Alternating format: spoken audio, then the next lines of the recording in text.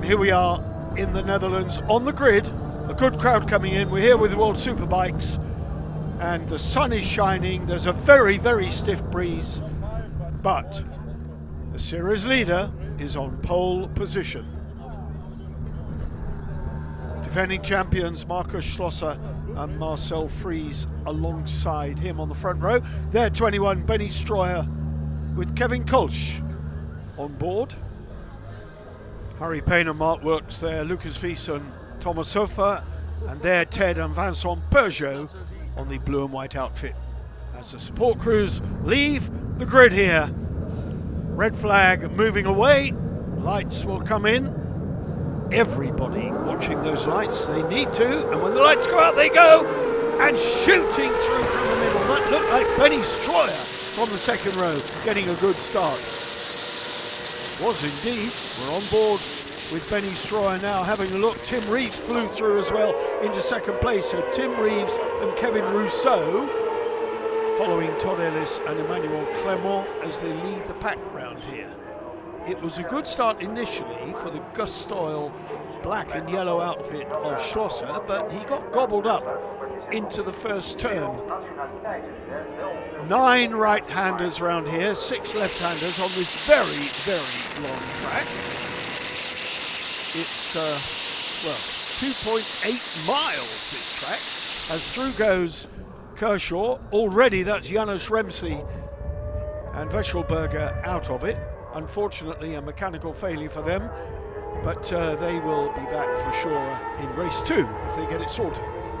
Strong winds here when they get out round the back and down that back straight, approaching speeds of 140 miles an hour. The wind can push them across the track. We're on board now with Todd Ellis and Emmanuel Clement. That young lady having done such a great job in the opening round in Le Mans. And here we are at the Cathedral of Speed in the Netherlands, and she's strutting her stuff here with equal prowess. Packed grandstand on the exit to that chicane, as you might imagine, because that's where all the action takes place, both in the solo races and the sidecars. But we're seeing a good push here from Tim Reeves and Kevin Rousseau, desperate to climb to the top step of the podium, which they have not achieved in the opening 2 races. Will it be different matter here for Assen? Todd Ellis, Emmanuel Clement, remember just that 4-point gap over Schlosser and Fries, and Schlosser and Fries not in the running at the moment. Here comes Tim Reeves. Tim Reeves, Kevin Rousseau out of the slipstream on the inside, and they are through. So that's Todd Ellis and Emmanuel Clement relegated to second place. Reevesy leads. Here he goes. Benny Stroyer, Reeves' teammate. Well, there indeed on the number 21 bike. Benny Stroyer and Kevin Kolsch doing a great job here at Assen. They're on local ground. Well, Benny Stroyer's on local ground. Former world champion, of course, as indeed is the man leading the race. 8 times a world champion, Tim Reeves. 2 titles off that elusive 10 wins by Steve Webster, with a variety of passengers, I have to say. On board with Todd Ellis, looking now at the Bonovo Action Adolf RS chassis, built in Germany. Through on the inside. Todd Ellis then resumes control at the front, so the old firm back in business. In 4th place at Schlosser. It looked like Kershaw in 5th, he and Ryan Charwood on the Quattro Plant Yamaha. There's your top 3, 1, 2, 3.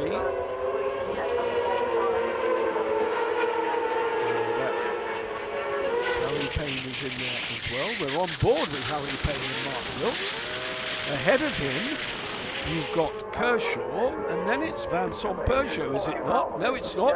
We're on the back of Benny Stroyer. So what we're seeing here is the battle for 4th, 5th, and 6th. Harry Payne then, moving one side to the other on the Quattro Plant of Kershaw. Out he goes. Quattro Yamaha relegated. God, dear me, what a revelation Harry Payne and Mark Wilkes are. Back from that enormous qualifying crash at Le Mans, where he suffered quite nasty facial injuries, but is now back. They had to go to Switzerland, get parts, rebuild the bike, so they've been on the road for the past week. But race leaders back with the action. Todd Ellis, Emmanuel Clement out there ahead of Tim Reeves. Then it's Benny Stroyer, then it's Schlosser, then it's Harry Payne, then it's the number 29 red and white machine of Kershaw and Charlwood. And these two outfits having a battle all of their own. Kershaw's going to come back, I think, on Harry Payne, but the Manxman taking all the right lines, keeping the door closed, but the leading quartet of outfits is getting away, and we're with them now. Through the chicane they go.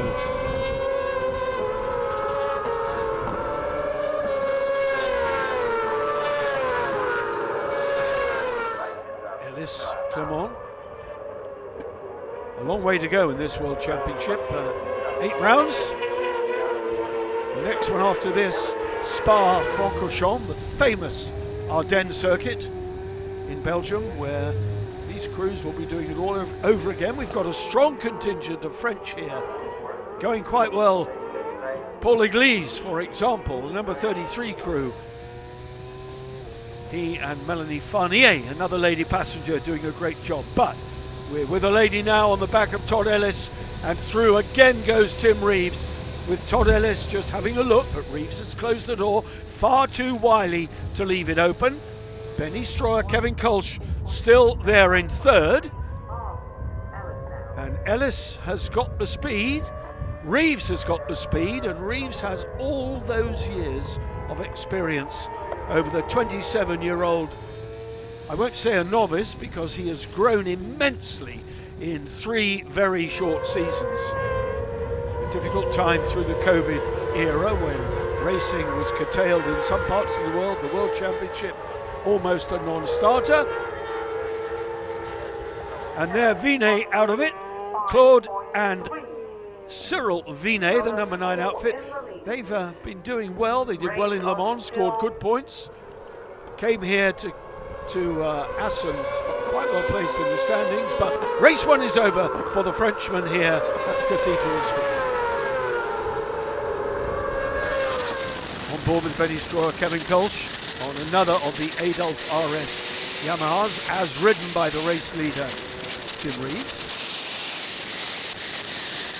who stated on the podium at Le Mans that he would not be contesting any more World Championship rounds after the TT, on the basis that he would have to miss Spa because the TT clashes, and of course that is such a huge priority for some of these sidecar drivers. Out to pass Todd Ellis.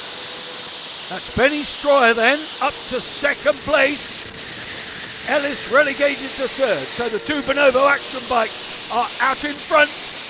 Reeves leads Stroyer, Ellis in third, and coming is the defending and reigning champion, Markus Schlosser. Here goes Ellis, back on Stroyer. Oh, just the slightest of nudges there, but he's through. He had his nose in front. That unsettled Stroyer, because coming as well was Schlosser, who had a lunge. Now he's changed direction, comes through on the other side, up to third then. In one fell swoop, Benny Stroyer has lost 2 positions on the tarmac.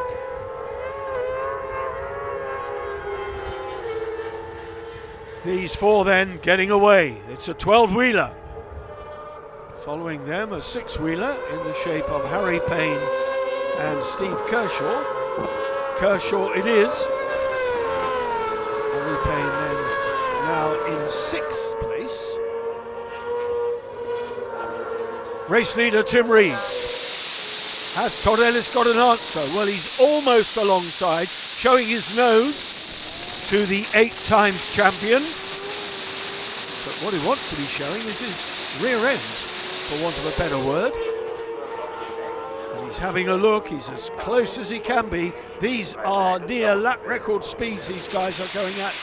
Absolutely brilliant here. Here comes Schlosser. Schlosser on Ellis. Schlosser alongside, going for the place. Well, Schlosser then up to second place. They are lapping a tail ender. Reeves then going past, they're going all the way round. That's Philippe Gallien, our very, very amiable Frenchman. Lovely, lovely man. And Jean-Philippe Bouchard in the chair with him. On the RCN Kawasaki, the Frenchman, but he's been well and truly past. Still this battle raging between Kershaw and Harry Payne. Kershaw through again. Mark Wilkes' head almost getting a knock from the wheel arch of Kershaw. But the race going on. Kershaw then well established now in fifth. First, second, third go through the chicane. Where is Benny Stroyer? Dropping off the back now, Benny Stroyer.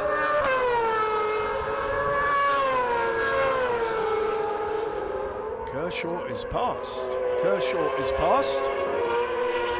Well, that's a turn up for the books. No timing screen at the moment. What I'm working on is what I'm looking at, and the pictures do not lie.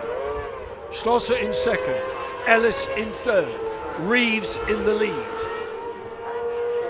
Looking to see where Kershaw is, but now we're looking at Schlosser. Schlosser on Reeves, assuming the control here. Markus Schlosser defending his title, swoops into an imperious lead here past Tim Reeves and Kevin Rousseau. That will leave Tim Reeves somewhat in the clutches of Todd Ellis, and he's not about to look a gift horse in the mouth, and through he goes. Kershaw indeed up to fourth, Benny Stroyer in fifth ahead of Harry Payne, but now we're looking at first, second and third. Tim Reeves then in the final podium spot. And fair play to the others. They fought hard. Tim Reeves assumed control in the opening stages of this race, but then, I won't say the old warhorse, but Markus Schlosser has been around a long, long time and takes a checkered flag. Over he goes from Todd Ellis. Tim Reeves it is. Kershaw. And then we'll expect to see Benny Stroyer. Over goes Benny. And then further down the order, Harry Payne. But it's victory for Markus Schlosser. Second place for Todd Ellis. Third place for Tim Reeves, Kevin Rousseau. There it is confirmed. Kershaw, Charwood, Stroyer, Kolsch, Payne, Wilkes, Lucas Wiesen, Ted Peugeot, Pirard, and Kevin Cable, Charlie Richardson, 10th. Gallien there, you saw 1 lap adrift. Vinay Leglise, Ramsey. Make some noise!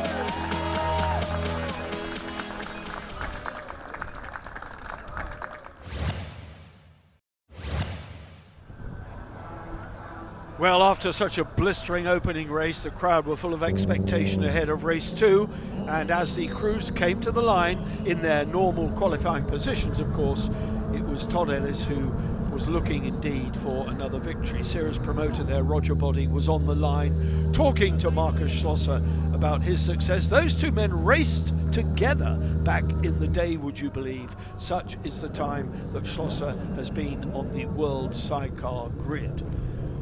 But what could these guys do off the line this time? Well, could Markus Schlosser make a better fist of it? When the lights changed, he did indeed get the clutch home firmly this time and drove hard, but a good start by Kershaw saw him move up through the field into the first bend. Tim Reeves, Kevin Rousseau had yet another flyer. Todd Ellis was quick out of the trap as well. Benny Stroyer a little bit disenchanted after race 1 with what he thought was unfair riding, but as we saw for ourselves, there wasn't really much going on.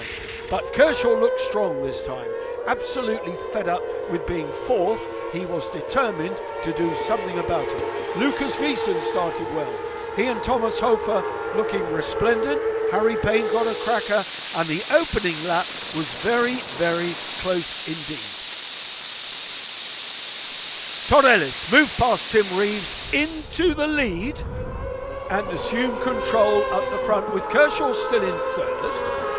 At this point in the race, Schlosser was down in fifth. Reeves, though, was not having any of it. Swung back past Ellis.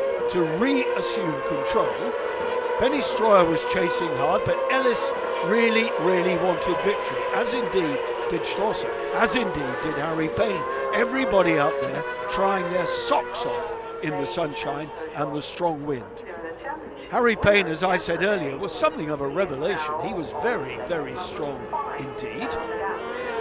Ted Peugeot had a good go at Harry Payne. He was fast. Schlosser moved out alongside Benny Stroyer, and a little bit more contact there, which Benny Stroyer would not have been happy about. He was getting something of a lesson here in racecraft, although with all his experience, you would not have thought he would have needed a lesson. I just felt that the incentive was there for these crews to go at it hammer and tongs, and the 2022 season is proving to be one of the closest we've had for a long time. Ellis was back in front again, passing Reeves. Would he succumb this time? Well, my guess was, and it proved to be right, that he would maximise the opportunity and get out in front and stay there. Next to move up again was Marcus Schlosser, looking at the back of Kershaw. In fourth place at this point, having gone past Benny Stroyer again. Such was the battle further down. Stroyer was going hard and moving with Schlosser all the way, the number 21 crew. Harry Payne and Mark Wilkes were very much in touch at this point. Schlosser knew that he had to get past Kershaw the Scotsman, and Ryan Charwood, if he was going to stand any chance of closing down the leading pair, and you could see them that far up the road. Camera angles defy belief sometimes, and it looks an awfully long way ahead that they are, when the reality is, if you get the hammer down, they're not that far. The number 39 crew coming out of the running, Cedric Pierrat, the Belgian, and Arnaud, going strongly actually. They were DNF in the first race, but they were going a lot better in this one. Kershaw, desperate to stay in touch, found himself back in fourth and then suddenly in fifth as Benny Stroyer went through. Not what Kershaw wanted at this point in the race. He had to somehow, somewhere, find something extra. Harry Payne closing on Kershaw, and he would have to maintain that advantage if he could. But Payne went through. Kershaw then finding himself going backwards here after such a strong start, sitting third on the opening lap. The Dow 1886 Yamaha of Harry Payne, very fast indeed, having been in the workshop all week being rebuilt.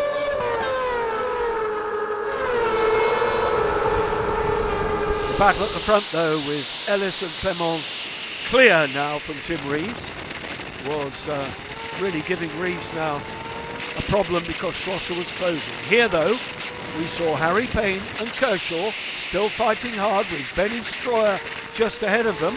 Was there a road through here for Kershaw on Benny Stroyer? Payne was now up to fourth, having gone past Benny. Schlosser right on the back of Reeves, with Ellis now away in the distance, moved into second place in dramatic fashion, and then set after Todd Ellis and Emmanuel Clement. Tim Reeves, Kevin Russo once again in a 16-point position and third place on the podium, yet to find a victory in 2022. Kershaw, Benny Stroyer still hard at it. Harry Payne and Mark Wilkes ahead of them, and deep into the race now. This was the way it was looking. Benny Stroyer went wide, Kershaw swept through. So this battle raged, and it actually raged all the way to the flag. Benny Stroyer knew he was fast here on local ground, riding with Emmanuel Clement, and no one in sight behind. Such was the lead that Todd Ellis and the young lady had approaching the checkered flag. It was a handsome victory, just what he wanted, and look at the winning margin over the defending champions. Ellis was back in front at the top of the standings, just what they needed. Result then, Ellis, Schlosser, Reeves, you watched that all the way through. Payne, remarkable through to 4th. Kershaw, Stroyer, Wiesen again, another solid performance ahead of Ted Peugeot. Leglis, Farnier, Ramsey, Weschelberger at least scored some points this time. Everyone scored points, including Philippe Gallia.